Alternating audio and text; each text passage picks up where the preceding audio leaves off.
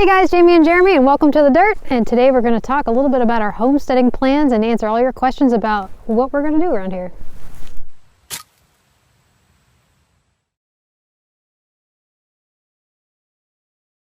So for those of you guys that are new to the channel, The Dirt is where we share a little bit about why we do what we do, why we think what we think, and today we're going to answer all of your guys' questions about the homestead here and our plans here, because a lot of you guys know that we moved here. It's been a year now that we've been on this property, which is basically raw land. We do have an old trailer that was used as a hunting camp here on the property, but it was pretty bare bones. So basically we have to cultivate this entire property, clear the trees. I mean, there's like 2 small patches that are cleared, 3 small patches that are cleared, and then the top of the hill, which Jeremy's working on now, and which, by the way, how's that going? Slow. The weather's been crappy, so I think the last 2 weeks it's been raining, and then it started freezing. So I've been getting up there as often as I can when there's some sunshine, and I'm making progress. It's just going to take, I'm just going to nibble at it a little bit at a time, and hopefully get that cleared out. But I'm making progress. So. Yeah, and things come up like, what was it, just yesterday or the day before, we had a tree that fell over the road from ice storm, and it was an oak. So we got out there and had to cut it up, not just, because of, traffic getting by or, ambulance emergencies and all that, but, it was good firewood. Yeah, we ended up with about 2 weeks worth of oak firewood for another season. But yeah, stuff like that happens all the time. So it doesn't matter what your plan is. Life has other plans. Which is probably a good premise for this entire video, because all these are just plans, and we're just speculation. We're just going to share what we hope to do, and what actually happens is, we'll see what happens. Yeah. All right, so you're going to ask the questions. I'm going to answer again this week, because this is more my thing. I'm on operations, so. This is more up your alley. Okay, this is about homesteading plans. And here you go. Here's a question someone asked. Are you going to do any permaculture with your property?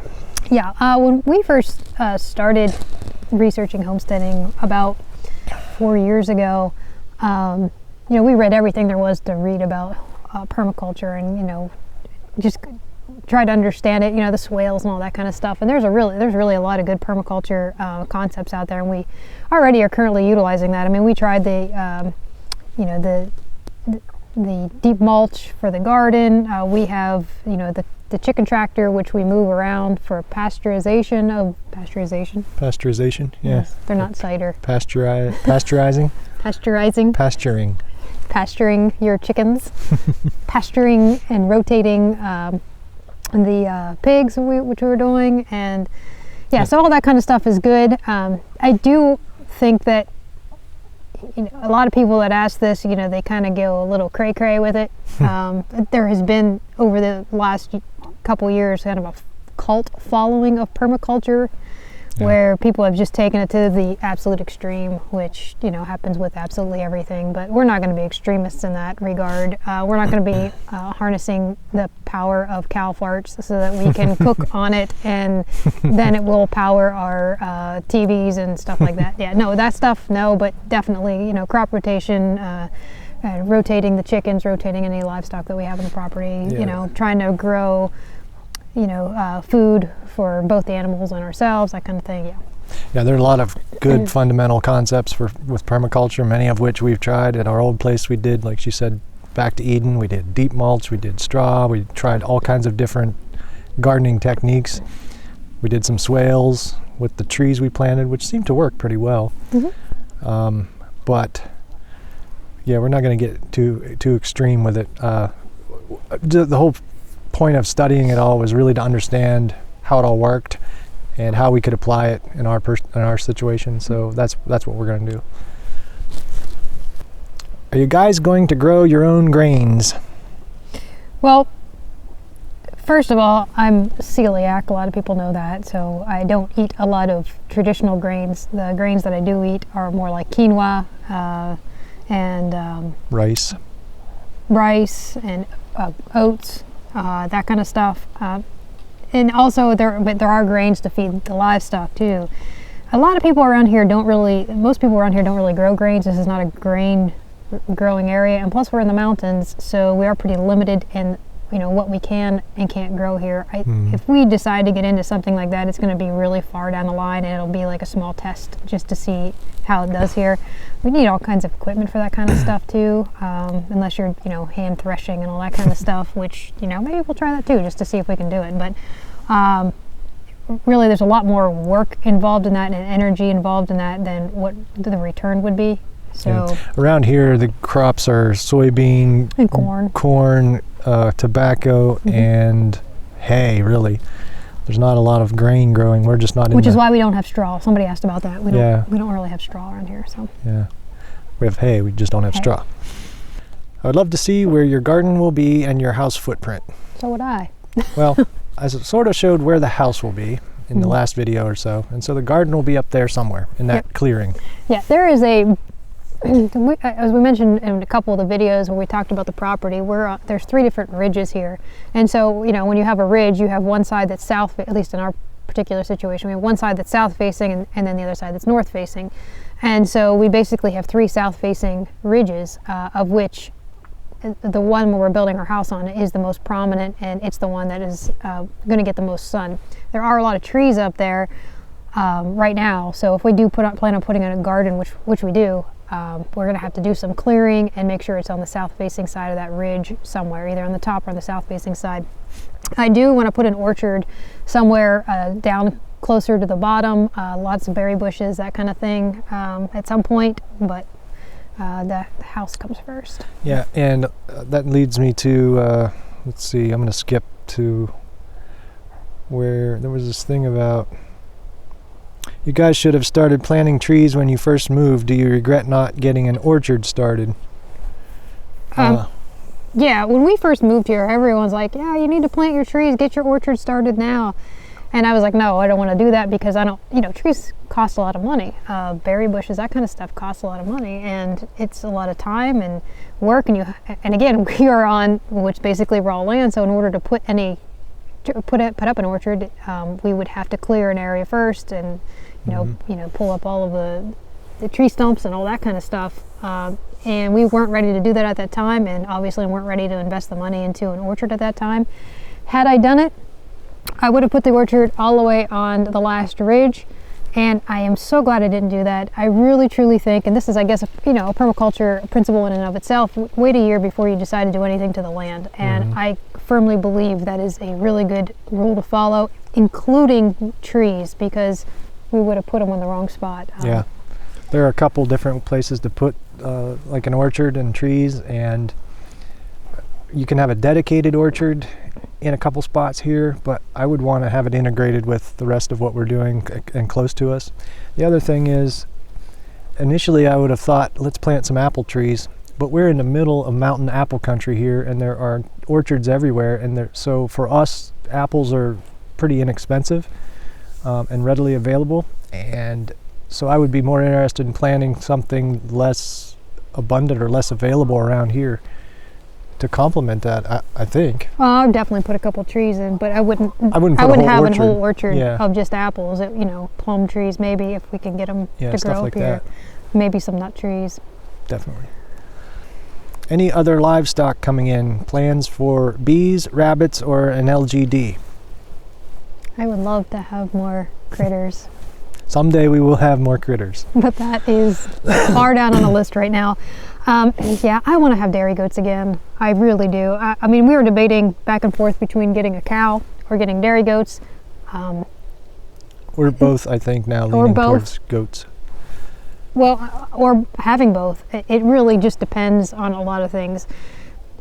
Again, one thing that we are trying to analyze here, and we keep bringing this up over and over again, because it is really, really important when you are, at least in our situation, where either you're living debt-free or you're trying to achieve a debt-free living, you really have to pay attention to budget. And again, we're basically on raw land, so in order for us to have goats or have a cow, we're going to have to clear the land, we're going to have to put up fencing, and then we're going to have to buy all the livestock to keep on the property, and then everything to maintain them and whatnot, milking or barn or anything like that they might need, and that's very expensive, and really there has to be a long-term payoff for that. So if you're investing that much money into dairy animals, you really need to make sure there's payoff. And right now, I mean, there are dairy farms around here, so this becomes a matter of sustainability, self-sustainability versus cost, because it's definitely cheaper to just go buy your milk from the dairies up the road.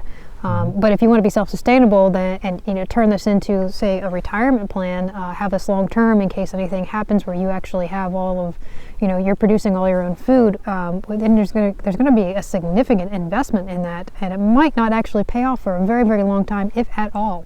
Yeah, my thought is, I'm not necessarily as interested in having a cow now as I thought I would be. I liked the goat milk we had, and you were able to. It was easier to manage goats than it would be a cow or two. They're smaller. They take up less space. You were able to make cheese, and like you were saying the other day, you wish you could make some ricotta cheese. And $6 for a little tiny container. Yeah, so when you get to where you have an animal that's producing enough products that makes it worth having the animal, then yeah, but otherwise you just got a bunch of pets laying around that you got to feed. Yeah, so a cow is not ever going to be self-sustainable for us here, because in order to have a cow, we need to have a bull, and I don't want to keep a bull. I'm just, having a whole separate pasture for that, and having to deal with, having a bull here is not something that I want to be dealing with now, or definitely not in old age for sure. Keeping goats would be a little bit more self-sustainable because I have no issues, keeping a billy and having that separate. They're a lot smaller, a lot easier to deal with. The difference would be, with a cow, you have a lot more cream, and you have beef, which we do eat a lot of. And with the goats, we don't really eat goat milk or goat meat, which, he wouldn't eat. I would probably try it. I have never tried it. I heard it's good, but not me. Not interested. He wouldn't try it, but so there wouldn't be a meat. It would just be dairy goats for if we had the goats. And he's not a big fan of all of the very delicious and yummy goat cheese, which I love. I just had feta this morning, which he doesn't like. So basically, the goats would just be for milk if we had it, but they would be more self-sustainable if we had the cow. We could have a steer. If they threw a steer, we would be able to have that. We'd be able to have cheese and plenty of milk, more milk than we could possibly ever need. It's really a debate. And we're not in a hurry. We can. Yeah, we I'm might. sure we'll change our mind in the next year or two. So, yeah. But that's just kind of our thought behind it. What about bees? Absolutely. Yeah, I definitely want to have bees at some point. This would be a good spot for bees. Just whenever we get the orchard up, it's far, far down the line. It's pretty expensive to get into bees. I mean, I'm, looking into the equipment and all that kind of stuff. $800,000 to, get boxes. Even if you make them yourself, you got the suit and you got the, the centrifuge for your honey. It can be an expensive investment to get into. There are quite a few bee farms around here too. So I mean, it's like they do work around here and they work well. Let's see. Have you ever considered raising quail? I considered it, but I wrote it off. Little miniature eggs and little miniature chickens that you have to pluck and deal with. It just is a lot more work than so you need 3 quail eggs for every regular chicken egg or something? I don't know what the ratio is, but they're tiny. I mean, it's they're good. Like the eggs are good, but just why do that when you can have chickens? Yeah, I guess. Of course, our chickens aren't laying. Our chickens are little freeloaders. Yeah, and in case somebody asks, our 4 older chickens, which are layers right now, are molting, and then the younger ones aren't. They're 5 months old. They should be laying at any time. If they are laying, we don't know where. We've looked everywhere. I don't think any of them are laying. They're not squatting or anything, so I don't think they are either. But yeah, never had that happen though. At some point, we've always had at least one laying. Yeah. Little turds. How much of your own food do you produce? Right now, none, especially since chickens aren't laying. Yeah. Yeah. No, we had a garden this year. We did a garden share with a neighbor, and we got some produce out of there, which was really nice. Really nice of them to offer that, since we didn't want to invest here before we had a garden in the right spot, which I'm glad we did not do that. Mm-hmm. Have the garden here, and I'm glad we did garden share. But right now, no, we're not producing much of anything. It's a process. We're producing a lot of videos. Yeah. That's about it. I think someone left a comment like, so you guys aren't really a farm. You guys aren't making any income off your farm. You guys are just, you know, in the entertainment business and telling people to homestead. Well, yeah, there's truth to that. I mean, that was kind of not the way I would have worded it, but yeah, it's hard to have a farm. It's hard to be a homestead before you build your farm, and we're building starting it. It's over. just, you know, it's a process. How self-sustainable are you? That's another one. Not at all. None yet, really. But we're trying to get there, you know, with the solar and all that. Yeah, our energy's self-sustainable. Mm-hmm. We are constantly trying to reduce our footprint, you know, as far as, you know, propane use and generator use and all that. And there's just, we can do, once we get the house built, we will be able to do a lot more. And I think, you know, we're climbing a huge mountain here, trying to get over this giant hurdle, which is this big house build. And once we get that built and get settled in, get all, you know, the rooms situated inside and whatnot, then we'll be able to branch out from that and be able to do the things that we want to do that we're just kind of doing on small scale everywhere else. Yeah. It's just, right now we're focusing everything, time and money wise, on getting the house built. The house is like home base. It's like the hub, so everything will kind of come off of that once we have that. Yeah, I think it's going to snowball once we get over that big hump. That's what I'm trying to say. Yeah, because there's so much potential here, and there's so many cool things you could do in certain spots that there'll be plenty of projects that all feed into the whole system. What are your long-term plans for the property? I have a secret. Uh-oh. Yeah, no. I mean, I'm not banking on it or anything like that, but we have enough acreage here that I would absolutely love for my kids to have a place here, and potentially, you know, my mother-in-law to come down here and have a little place, kind of do like a little compound. You know, everyone has like their own separate area, so they have their own place, but there's plenty of places for that. Yeah, I don't know if the kids are into that or if they would be. We talked a little bit about it. I think they want to spread their wings and kind of go off in the world, but, you know, looking far down the line, it would be really nice to have everybody here and, you know, in the same kind of area. So that's my long-term plan, to kind of get everything set up, situated, and then start bringing in the kids and having everybody around. That would be really nice. I concur. Where is Kit? Yeah, Kit. Kit, the little... Everyone's been asking the little dog. Kit turned out to be a very needy little puppy. And we were at a crossroads where we couldn't go outside and do the outside work. We couldn't do work inside because she needed constant attention. Constant. And then she'd cry and whine, and she was very nervous and upset. And so we were at a crossroads between getting another dog to keep her entertained, or seeing if we could sell her. And actually one of the girls' friends ended up needing a dog, wanting a pup for a little friend for her little dog. Her dog's name's Pancake, and Pancake used to have a little Yorkie as a friend, and that Yorkie moved out, and so those two are now buddy, and she's settled in and they're doing great. The kids get to see Kit all the time, so it all worked out. Yeah, it worked out good. And I know someone's going to ask, are we planning on getting another dog? And at this point, we're laser focused on the house. Yeah, I don't want to be worrying about housebreaking a dog or training a dog when I'm trying to focus on everything else. Once we get everything else set, then I'm all about having some sort of pup. Let's see. Have you guys thought about creating any ebooks about homesteading or a guide to raising chickens? Well, we have the video guide to raising chickens, which was just, you know, getting started with chickens. I don't think that I'm an expert on these birds at all. There's certainly a lot more people. Now she's kind of squatting. Look at that. Yeah. Well, she might. Are you laying eggs? Maybe you'll be laying them soon. That's a good sign. If anybody there, that's a good indicator. If you see your pullets start to squat like that, like she just did. I don't know if you caught that on camera, but if you see them start to squat, they will be laying within like next couple weeks usually. That's been. Hopefully, that's been our experience. Or she's laying somewhere like under the container, which we'll never be able to get them out. But anyway, I digress. Chicken books. Ebooks. I've thought about it. I just don't have time. Yeah. At some point when I don't have anything to do, I would consider sitting down and doing that. I actually wrote a recipe book. I didn't actually write it. I just kind of have like all the ideas like outlined. I just never got around to doing it. We have so much stuff. You guys don't even have any idea how busy we are from like morning till night.